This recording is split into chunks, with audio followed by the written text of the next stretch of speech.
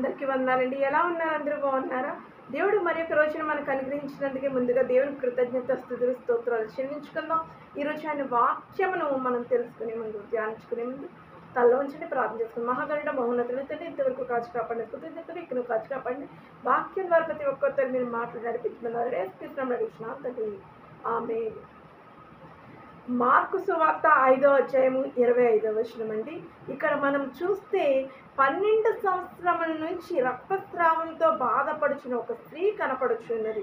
ఆమె తనకు కలిగిన కష్టార్జితం అంతా కూడా వ్యయపరుచుకున్న అనేక మంది వైద్యుల దగ్గరకు వెళ్ళింది, కానీ స్వస్థత కలగలేదు. ఎంతో బాధించింది, రోధించింది. కానీ ఒకరోజు యేసుక్రీస్తుని గురించి వింది, ఆయన చేత స్వస్థత గురించి వినడమే కాదు, నమ్మకం పెంచుకుంది. ఎందుకంటే ఆయన వస్త్రపు చెంగుని నేను ముట్టుకుంటే నేను స్వస్థపడతానని విశ్వాసం కలిగింది, నమ్మకంతో ఉంది. అదే రీతిగా ఆయన వస్తున్న త్రోవకు వెళ్ళి ఎవరికీ కనపడకుండా జన సమూహములో ఆయన వస్త్రపు చెంగును ముట్టింది.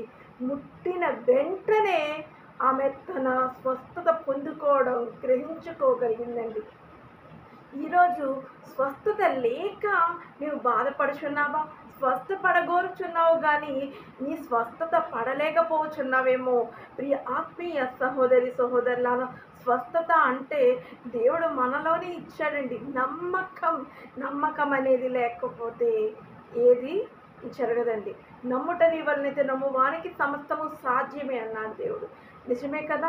మన నమ్మకము ఉంటేనే కదా మనకు స్వస్థత కలుగుతుంది. ఆ యొక్క స్త్రీ తన యొక్క విశ్వాసము నమ్మకముతో అనుకుంది, అటుల రీతిగానే స్వస్థపడింది. ప్రభువారు అంటారు,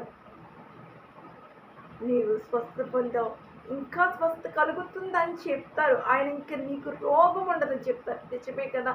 ఈరోజు మనం దేవుని యొద్దకు వెళ్ళి ప్రార్థించి పొందుకోగలుగుతున్నానంటే స్వస్థత పడగలుగుతున్నామా?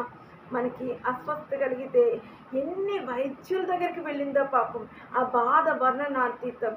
స్త్రీలకున్న ఒకే ఒక వ్యాధి కిందే కాదండి, అది ఎంతో బాధాకరం. రక్తస్రావంతో 12 సంవత్సరాలు బాధపడిందంటే అది ఎంత